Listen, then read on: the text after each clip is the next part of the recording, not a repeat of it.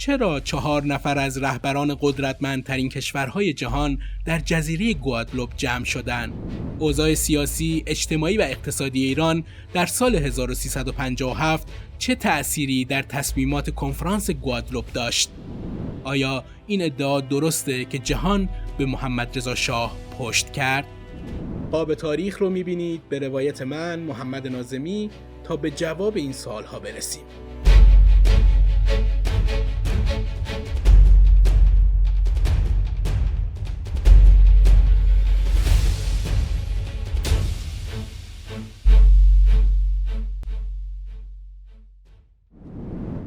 در ژانویه 1979 دی‌ماه 1357 تو جزیره کوچیک و آروم به نام گوادلوپ در دریای کارائیب 4 نفر از رهبرای قدرتمندترین کشورهای غربی، جیمی کارتر، رئیس جمهور ایالات متحده، والری ژیسکار دستن، رئیس جمهور فرانسه، جیمز کالاهان، نخست وزیر بریتانیا و هلموت اشمیت، صدر اعظم آلمان غربی، دور هم جمع شدند تا درباره مسائل حساس جهانی از جمله بحران سیاسی ایران با هم بحث و تبادل نظر داشته باشند. این نشست که به کنفرانس گوادلوپ معروف شد، از نظر تاریخی یکی از نقاط عطف در تحلیل وقایع منتهی به انقلاب اسلامی ایران در سال 1357 به شمار میره. خیلی از تحلیلگرا و مورخین این کنفرانس رو لحظه‌ای کلیدی در تصمیم گیری غرب برای کنار گذاشتن حمایت از محمد رضا پهلوی، آخرین شاه ایران، و قبول تحولات انقلابی تو ایران میدونن. اما آیا واقعاً این کنفرانس نقشی تعیین کننده در سقوط حکومت پهلوی داشت یا صرفاً بازتاب دهنده واقعیتی بود که از قبل تو ایران شکل گرفته بود؟ کنفرانس گوادلوپ از 14 تا 17 دی 1357، 4 تا 7 ژانویه 1979 برگزار شد، زمانی که ایران در آستانه یکی از بزرگترین تحولات سیاسی قرن 20 قرار داشت. اعتراضات مردمی علیه حکومت پهلوی که از سال 1356 شروع شده بود، سال 1357 اوج گرفته بود و کشور رو در وضعیت آشوب و بی‌ثباتی فرو برده بود. این وسط محمد رضا شاه پهلوی که به عنوان متحد کلیدی غرب در منطقه خاورمیانه شناخته میشد، با بحرانی بی‌سابقه مواجه شده بود. اعتصابات گسترده، تظاهرات میلیونی و کاهش حمایت داخلی از حکومتش سران کشورهای غربی رو وادار کرد تا در گوادلوپ آینده ایران رو بررسی کنند.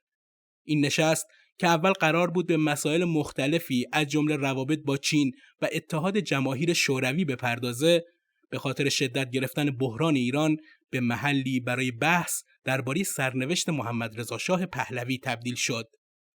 اهمیت کنفرانس گوادلوپ در اینه که تصمیمات گرفته شده تو اون یا حداقل برداشت‌هایی که از اون تصمیمات انجام شد به طور مستقیم یا غیر مستقیم روی تحولات داخلی ایران تأثیر گذاشت. بعضی معتقدن که سران غربی تو این نشست به این نتیجه رسیدن که ادامه حمایت از شاه ممکن نیست و خروج اون از ایران بهترین راه برای جلوگیری از یک جنگ داخلی و نفوذ احتمالی شوروی در منطقه است. این دیدگاه که به ویژه در روایت‌های ایرانی بعد از انقلاب پررنگ شده، کنفرانس گوادلوپ رو به نمادی از خیانت غرب به شاه تبدیل کرده. از طرف دیگه تحلیل‌های دیگه نشون میدن که این کنفرانس بیشتر یه واکنش انفعالی به شرایط غیرقابل کنترل ایران بود تا یه تصمیم فعال برای سرنگونی حکومت پهلوی.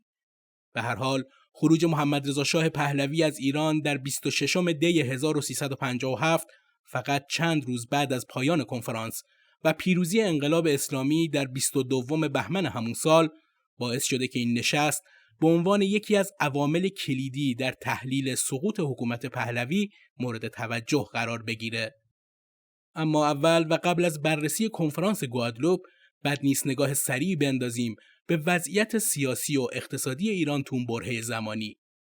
سال 1357 ایران تو یکی از بحرانی ترین مقاطع تاریخ معاصرش به سر می برد. حکومت محمد رضا شاه پهلوی که زمانی به عنوان یکی از باثبات‌ترین متحدین غرب تو خاورمیانه شناخته میشد، با موجی از اعتراضات مردمی، اعتصابات گسترده و فروپاشی اقتصادی مواجه شده بود. این بحران‌ها که به اعتقاد مخالفین پهلوی ریشه در سالها سیاست‌های ناکارآمد، شکاف طبقاتی و سرکوب سیاسی داشت، کشور رو به آستانه فروپاشی کشونده بود. وضعیت سیاسی حکومت پهلوی در دهه 1350 با پارادوکسی عمیق مواجه بود. از یک طرف محمد رضا شاه با برنامه‌هایی مثل انقلاب سفید و سیاست‌های مدرنیزاسیون تلاش می‌کرد چهره اصلاح طلب و پیشرو از خودش نشون بده. از طرف دیگه این اصلاحات که بیشتر اوقات بدون مشارکت مردمی و با شتاب زدگی اجرا می‌شدن، به جای جلب حمایت به نارضایتی‌های عمیق دامن زدن. شاپور بختیار، آخرین نخست وزیر حکومت پهلوی، تو مصاحبه‌ای با مجله تایم در سال 1979 گفته بود: انقلاب سفید شاه یک نمایش بزرگ بود که فقط به نفع دربار و وابستگانش تمام شد.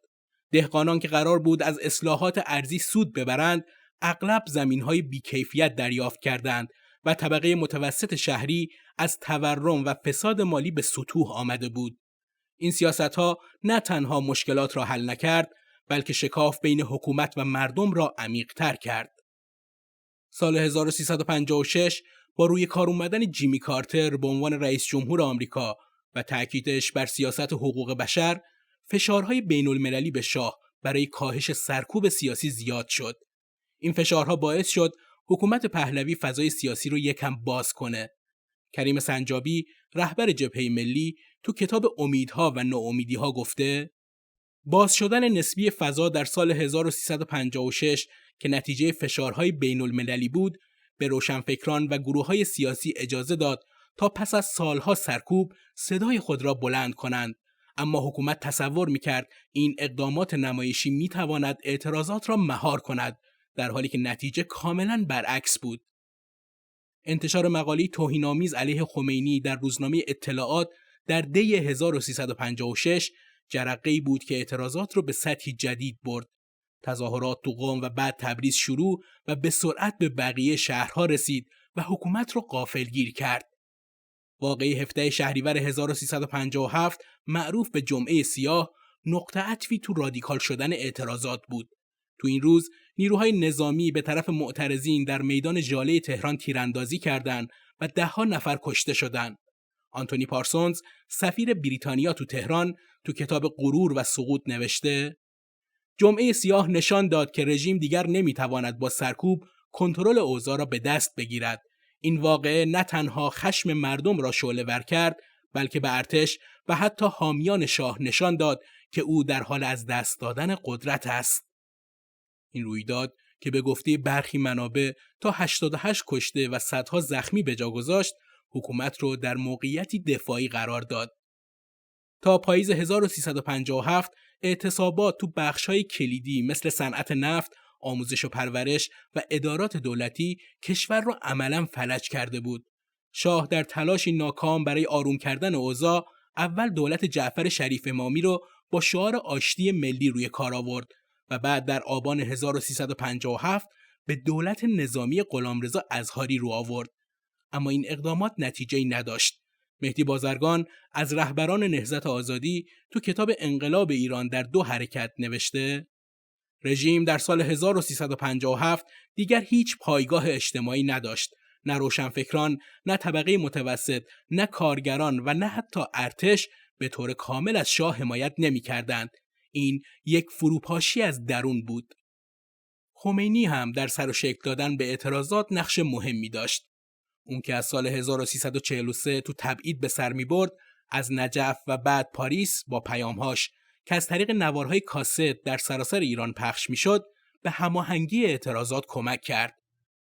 داریوش فروهر از رهبران جبهه ملی تو مصاحبه‌ای با روزنامه کیهان در سال 1358 گفته بود: خمینی با شعارهای ساده اما قدرتمند توانست گروه‌های مختلف از مذهبی‌ها تا چپگراها و لیبرال‌ها را حول یک هدف مشترک متحد کند: سرنگونی رژیم. این اتحاد هرچند شکننده، نیروی عظیمی ایجاد کرد که حکومت هیچ پاسخی برای آن نداشت. این اتحاد گسترده حکومت رو تو موقعیتی قرار داد که نه تنها مشروعیت داخلی، بلکه حمایت بین‌المللیش رو هم از دست میداد. وضعیت اقتصادی هم در ماه‌های منتهی به انقلاب 57 آشفته بود. از نظر اقتصادی ایران در دهه 1350 شاهد رشد سریعی بود که به لطف درآمدهای نفتی بعد از شوک نفتی 1973 ممکن شده بود. این درآمدها به حکومت اجازه داد تا پروژه‌های بزرگ صنعتی و عمرانی رو شروع کنه.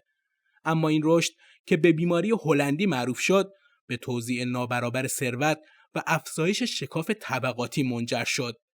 منوچهر آزمون، وزیر مشاور تو دولت شریف امامی، تو مصاحبه‌ای با BBC در سال 1980 گفته: افزایش ناگهانی درآمدهای نفتی به جای حل مشکلات، فساد و سوء مدیریت را گسترش داد. پروژه‌های عظیم صنعتی اغلب بدون برنامه‌ریزی دقیق اجرا می‌شدند و منافع آنها به جیب وابستگان دربار و شرکت‌های خارجی می‌رفت، در حالی که مردم عادی با تورم و کمبود کالاهای اساسی دست و پنجه نرم می‌کردند. تورم تو سالهای 1356 و 1357 به یکی از مشکلات اصلی اقتصاد ایران تبدیل شد. گزارش بانک مرکزی ایران نشون میده که نرخ تورم در سال 1357 به حدود 20% رسید و قیمت مسکن در تهران بین سالهای 1354 تا 1357 بیشتر از 100% افزایش پیدا کرد. این وضعیت به ویژه برای طبقه متوسط شهری که زمانی از حامیان حکومت بود غیرقابل تحمل شد. فریدون هویدا، سفیر ایران در سازمان ملل در دوره پهلوی، تو کتاب سقوط شاه نوشته: طبقه متوسط که ستون اصلی حکومت در دهه‌های گذشته بود، در سال 1357 به دلیل فشارهای اقتصادی و احساس محرومیت به صف مخالفان پیوست. این یک ضربه مهلک به حکومت بود، چون شاه دیگر نمیتوانست به حمایت این گروه کلیدی تکیه کند. اعتصابات گسترده در پاییز 1357 به ویژه در صنعت نفت اقتصاد ایران رو به زانو درآورد. تولید نفت که منبع اصلی درآمد دولت بود، از 6 میلیون بشکه در روز به کمتر از 1 میلیون بشکه کاهش پیدا کرد. این کاهش نه تنها درآمدهای دولت رو به شدت کم کرد، بلکه باعث کمبود سوخت در داخل کشور شد. جیمز بیل، ایرانشناس آمریکایی، تو کتاب عقاب و شیر نوشته: اعتصابات صنعت نفت در پاییز 1978 اقتصاد ایران را فلج کرد.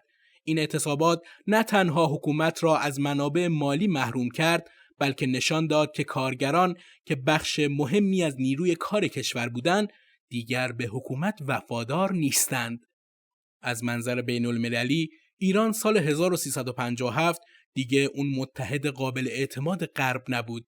ایالات متحده و متحداش که شاه رو به عنوان ژاندارم خلیج فارس می‌دیدن، نگران بودند که بی‌ثباتی تو ایران به نفوذ شوروی یا گروه‌های چپگرا منجر بشه. اما سیاست حقوق بشر کارتر و فشارهای داخلی در کشورهای غربی برای کاهش حمایت از رژیم‌های اقتدارگرا، ادامه حمایت بی‌قید و شرط از شاه رو سخت و دشوار کرده بود.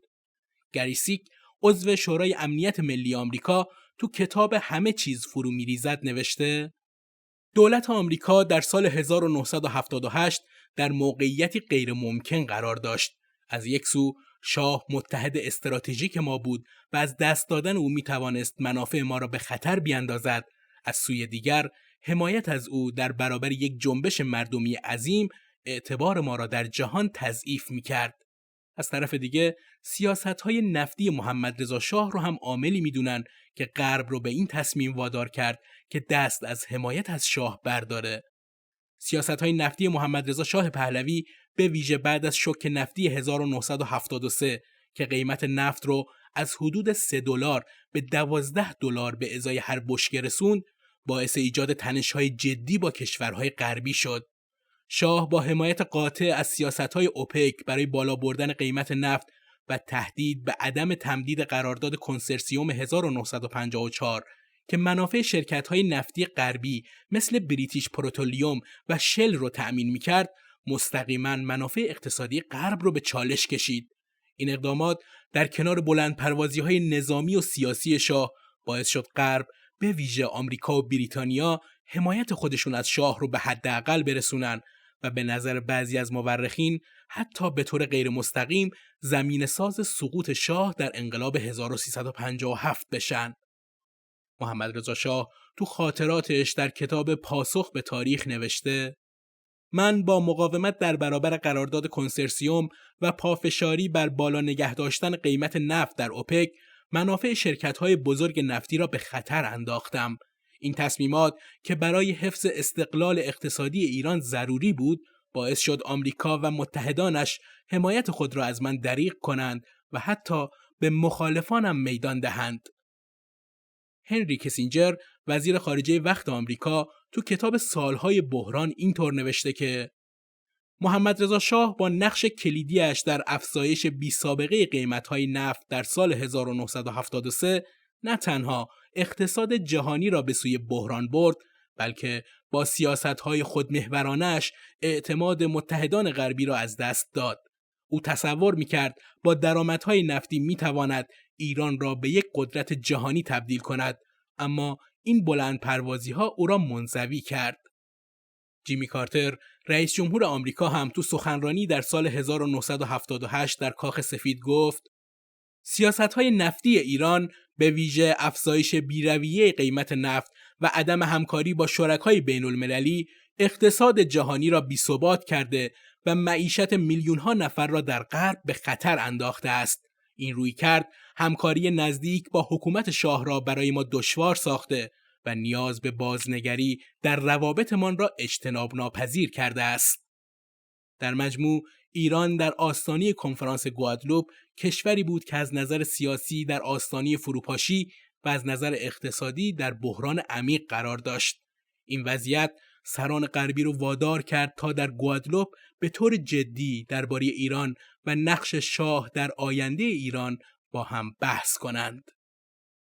کنفرانس گوادلوپ توی ویلای ساحلی در جزیره گوادلوپ متعلق به فرانسه برگزار شد. این مکان به خاطر موقعیت جغرافیایی دورافتاده و آرامش نسبیش انتخاب شده بود تا سران کشورهای غربی بتونن بدون فشارهای رسانه‌ای و تو فضای غیررسمی درباره مسائل حساس جهانی با هم بحث و گفتگو داشته باشن. این 4 رهبر که نمایندگان قدرت‌های اصلی بلوک غرب بودن، با مشاوران ارشد خودشون از جمله برژینسکی، مشاور امنیت ملی کارتر، سایروس ونس، وزیر خارجه آمریکا، و دیوید اوئن، وزیر خارجه بریتانیا تو این نشست حضور داشتند. فضای غیررسمی کنفرانس به رؤسای این کشورها اجازه داد تا با صراحت بیشتری درباره موضوعات حساس صحبت کنند. ژیسکار دستن تو کتاب خاطراتش قدرت و زندگی اینطور نوشته: گوادلوپ فضای منحصر به فرد داشت. ما دور یک میز ساده بدون تشریفات دیپلماتیک می نشستیم و این امکان را به ما میداد که درباره موضوعاتی مانند ایران که بسیار پیچیده و حساس بود با صداقت و بدون پرده‌پوشی بحث کنیم. همه ما می دانستیم که تحولات ایران می تواند نه تنها خاورمیانه بلکه کل توازن جهانی را تحت تأثیر قرار دهد. این فضای غیررسمی به ویژه در مقایسه با اجلاس‌های رسمی مثل گروه 7 به سران اجازه داد تا به صورت عمیق‌تر و بدون محدودیت‌های پروتکل‌های دیپلماتیک گزینه‌ها رو بررسی کنند. ایران اون زمان در صدر نگرانی‌های غرب قرار داشت.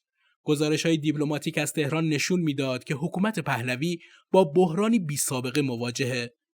همونطور که اشاره کردم، اعتصابات گسترده به ویژه در صنعت نفت اقتصاد کشور رو فلج کرده بود و تظاهرات میلیونی در شهرهای بزرگ از تهران تا تبریز این سیگنال رو به خارج مخابره می‌کرد که دیگه شاه مشروعیتی بین مردم نداره. آنتونی پارسونز، سفیر بریتانیا تو تهران، تو کتاب غرور و سقوط نوشته: در اواخر 1978 ایران به نقطه‌ای رسیده بود که دیگر نه ارتش، نه دربار و نه حتی حامیان سنتی حکومت نمی‌توانستند جلوی فروپاشی را بگیرند. گزارش‌هایی که من به لندن می‌فرستادم نشان دهنده یک جنبش مردمی عظیم بود که هیچ شباهتی به اعتراضات محدود گذشته نداشت. شبیه این گزارش‌ها که به سران غربی تو گوادلوپ ارائه شد، زمینه‌ساز بحث‌های جدی درباره آینده ایران شد.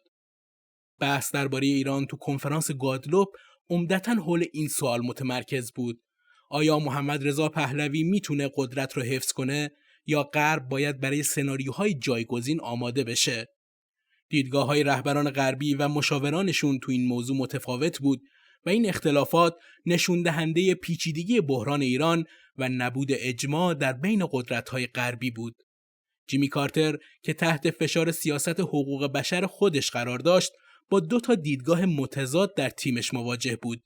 برژینسکی، مشاور امنیت ملی، از ادامه حمایت از شاه دفاع می‌کرد و معتقد بود که سقوط حکومت پهلوی میتونه به نفوذ شوروی در منطقه منجر بشه. برژینسکی تو کتاب قدرت و اصول می‌نویسه: من به کارتر هشدار دادم که از دست دادن ایران میتواند یک فاجعه ژئوپلیتیک باشد. پیشنهاد من این بود که از یک دولت نظامی قوی حمایت کنیم که بتواند با قاطعیت اعتراضات را مهار کند و ثبات را به منطقه بازگرداند. اما کارتر و برخی دیگر در دولت آمریکا معتقد بودند که این رویکرد دیگر عملی نیست. در مقابل سایروس ونس، وزیر خارجه آمریکا، دیدگاه متفاوتی داشت. اون معتقد بود که حمایت از شاه دیگه امکان پذیر نیست و غرب باید با نیروهای مخالف، به ویژه گروه‌های میانه‌رو، وارد گفتگو بشه. ونس تو کتاب انتخاب‌های سخت می‌نویسه: تا ژانویه 1979 کاملا روشن بود که شاه پایگاه اجتماعی خود را از دست داده است. ادامه حمایت از او نه تنها بیفایده بود، بلکه می‌توانست آمریکا را در برابر اتهام حمایت از یک دیکتاتور قرار دهد. من در گوادلوپ استدلال کردم که باید راهی برای انتقال مسالمت آمیز قدرت پیدا کنیم، شاید از طریق شاپور بختیار یا دیگر چهره‌های میانه‌رو. والری ژیسکار دستن، رئیس جمهور فرانسه، نقش کلیدی تو شکلگیری بحث‌های گوادلوپ داشت. اون که روابط شخصی نزدیکی با شاه داشت، معتقد بود که حکومت پهلوی دیگه قابل نجات نیست. ژیسکار دستن تو خاطراتش میگه: من به کارتر، کالاهان و اشمیت گفتم که شاه ایران دیگر هیچ امیدی برای بقا ندارد. او نه حمایت مردم را داشت، نه ارتشش به طور کامل به او وفادار بود.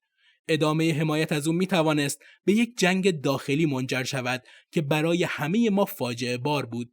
من پیشنهاد کردم که به او توصیه کنیم کشور را ترک کند تا راه برای یک انتقال آرام باز شود. هلموت اشمیت، صدر اعظم آلمان غربی، هم نگرانی‌های خاص خودش رو داشت، به ویژه درباره تأثیرات اقتصادی بحران ایران روی بازارهای جهانی نفت. اون تو مصاحبه‌ای با مجله اشپیگل در سال 1980 گفت: ایران یکی از بزرگترین تأمین کنندگان نفت جهان بود و اعتصابات در این کشور قیمت نفت را به شدت افزایش داده بود. در گوادلوپ من تأکید کردم که باید از یک فروپاشی کامل در ایران جلوگیری کنیم، چون این میتوانست اقتصاد جهانی را به بحران بکشاند. اما همه ما میدانستیم که شاه دیگر نمیتواند اوضاع را کنترل کند. دیوید اوین، وزیر خارجه بریتانیا، هم تو خاطراتش زمان برای گفتن مینویسه: ما در گوادلوپ به این نتیجه رسیدیم که حمایت از بختیار به عنوان یک چهره میانه‌رو بهترین گزینه است، اما همه میدانستیم که او شانس کمی برای موفقیت دارد، چون آیت الله خمینی هر گونه سازش با رژیم را رد کرده بود. با اینکه هیچ سند رسمی از کنفرانس گوادلوپ منتشر نشده، اما خاطرات شرکت کننده ها و گزارش های دیپلماتیک نشون میده که سران غربی به اجماعی نسبی رسیدن. ادامه حمایت بی قید و شرط از شاه ممکن نیست و باید برای انتقال قدرت آماده بشن. این اجماع به معنای دستور مستقیم برای سرنگونی شاه نبود، بلکه بیشتر یک پذیرش انفعالی از واقعیت‌های ایران بود. ویلیام سالیوان، سفیر آمریکا در تهران، تو کتاب مأموریت در ایران نوشته: پس از گوادلوپ دستورالعمل‌های جدیدی از واشنگتن دریافت کردم که نشان میداد دولت آمریکا دیگر امیدی به حفظ شاه در قدرت ندارد. به من گفته شد که با شاپور بختیار که به تازگی به عنوان نخست وزیر منصوب شده بود همکاری کنم و همزمان کانال‌هایی با مخالفان از جمله نمایندگان آیت الله خمینی باز کنم. این تغییر سیاست هرچند دیر هنگام نشان دهنده پذیرش این واقعیت بود که حکومت پهلوی دیگر قابل نجات نیست. شاپور بختیار که 12 دی 1357 به نخست وزیری منصوب شده بود، به عنوان یک گزینه میانه‌رو دیده میشد که میتونست حکومت رو حفظ کنه و همزمان با مخالفان وارد گفتگو بشه. اما این استراتژی با واقعیت ایران همخوانی نداشت. ابراهیم یزدی از رهبران نهضت آزادی تو کتاب آخرین تلاش‌ها در آخرین روزها نوشته: بختیار تصور می‌کرد که می‌تواند با حمایت غرب و وعده اصلاحات حکومت را نجات دهد، اما او درک نمی‌کرد که مردم ایران دیگر هیچ سازشی با حکومت پهلوی را نمی‌پذیرفتند. آیت الله خمینی با قاطعیت اعلام کرده بود که هر گونه همکاری با رژیم خیانت به انقلاب است. این چیزی بود که از نگاه غرب دور مونده بود و با پیام‌هایی که از فرانسه می‌رسید به اشتباه این برداشت رو می‌کردند که خمینی و اطرافیانش قائل به گفتگو و سازش هستند.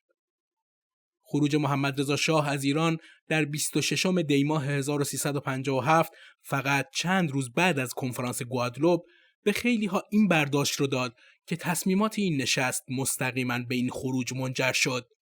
شاه تو خاطراتش پاسخ به تاریخ می‌نویسه: وقتی شنیدم که سران غربی در گوادلوپ درباره ایران صحبت کردند و ظاهراً به این نتیجه رسیدند که من باید بروم، احساس کردم که متحدانم مرا رها کردند. این حس خیانت بود که مرا وادار کرد تا ایران را ترک کنم. این برداشت چه واقعی و چه ناشی از سوء تفاهم روحیه شاه رو تو روزهای پایانی سلطنتش به شدت ضعیف کرده بود. کنفرانس گوادلوپ با اینکه مستقیما دستور سرنگونی شاه رو صادر نکرد، اما با ارسال این پیام که غرب دیگه از اون حمایت بی قید و شرط نمیکنه، یه جورایی به سریعتر شدن فروپاشی حکومت کمک کرد. این پیام چه از طریق گزارش‌های دیپلماتیک و چه از طریق رسانه‌ها به مخالفای حکومت هم رسید و به اونها اعتماد به نفس بیشتری داد. گری سیک، عضو شورای امنیت ملی آمریکا، تو کتاب همه چیز فرو میریزد مینویسه: گوادلوپ لحظه‌ای بود که غرب به طور ضمنی پذیرفت که انقلاب ایران اجتناب ناپذیر است. این تصمیم اگرچه به صورت رسمی اعلام نشد، به مخالفان رژیم این سیگنال را داد که دیگر مانع خارجی برای پیروزی آنها وجود ندارد. از منظر منطقه‌ای، کنفرانس گوادلوپ تأثیرات عمیقی روی خاورمیانه گذاشت. سقوط حکومت پهلوی که یکی از ستونهای سیاست خارجی غرب تو منطقه بود، باعث تغییر توازن قدرت در خلیج فارس شد. هنری کسینجر تو کتاب سالهای بحران می‌نویسه: از دست دادن ایران به عنوان یک متحد استراتژیک ضربه‌ای بزرگ به منافع غرب بود. گوادلوپ اگرچه مستقیما مسئول این سقوط نبود، نشان دهنده ناتوانی غرب در مدیریت بحرانی بود که پیامدهای آن تا دهه‌ها ادامه یافت. اما بررسی کنیم که ادعای پشت کردن جهان به شاه ایران چقدر درسته. کنفرانس گوادلوپ برای خیلی از ایرانی‌ها، به ویژه حامیان حکومت پهلوی و بعضی تحلیلگرای داخلی، نمادی از تصمیم غرب برای کنار گذاشتن محمد رضا شاه و هموار کردن مسیر پیروزی انقلاب اسلامیه. در مقابل، گروهی از مورخین و دیپلمات‌های غربی معتقدند که گوادلوپ صرفاً بازتاب دهنده واقعیت‌های غیرقابل اجتناب ایران بود و نقشی تعیین کننده برای سقوط حکومت نداشت.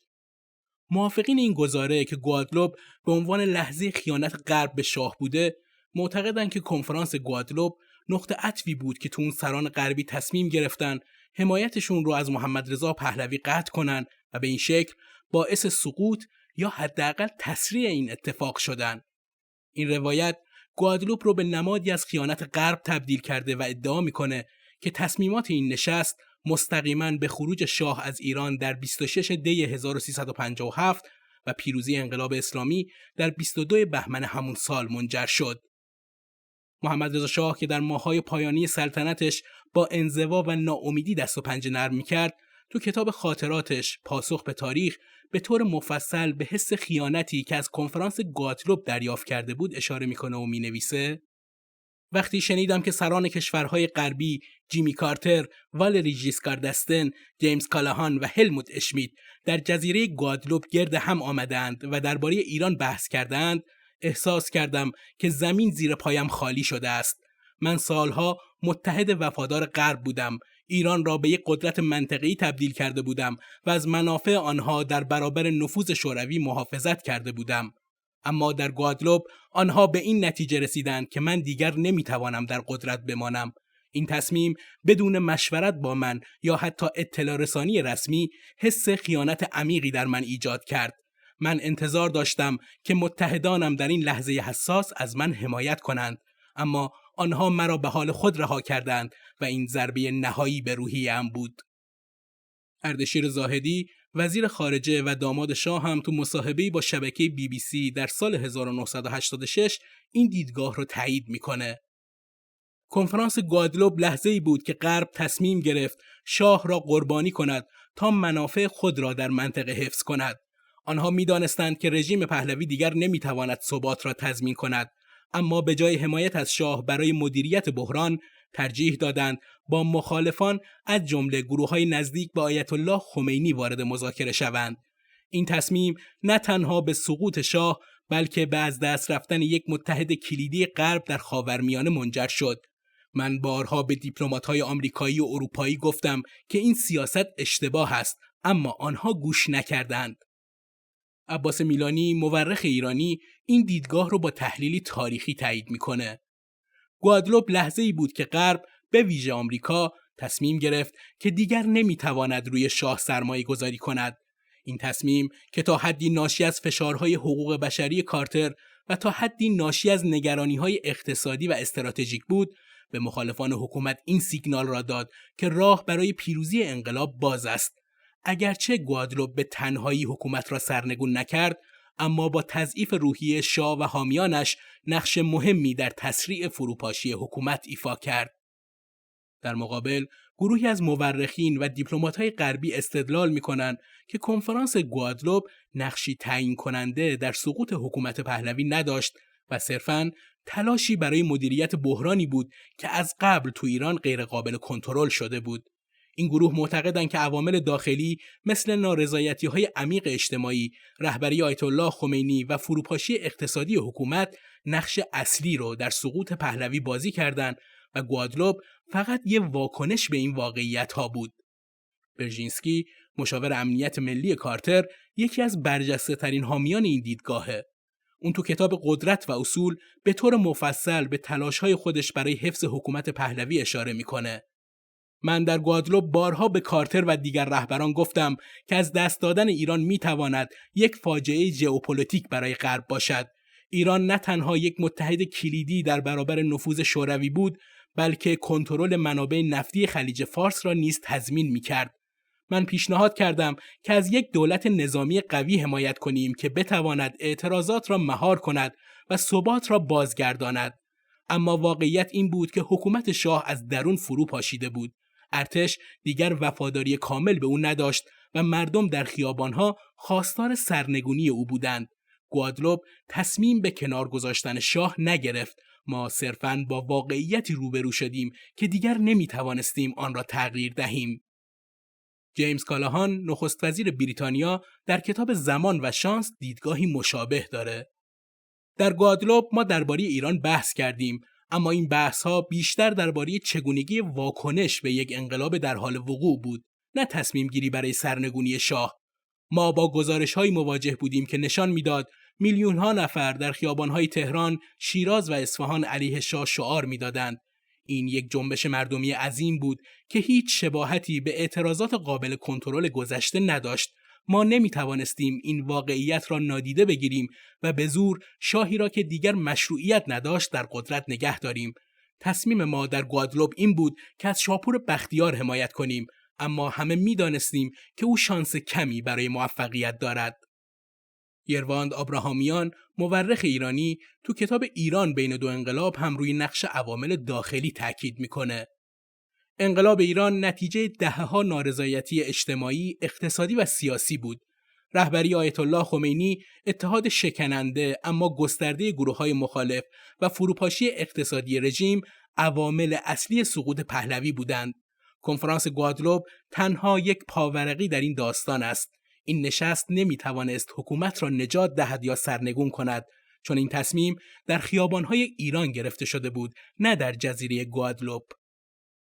علاوه بر این دوتا دیدگاه اصلی، بعضی از تحلیلگرا به نقش عوامل منطقه‌ای و داخلی تو حاشیه کنفرانس گوادلوپ اشاره کردند.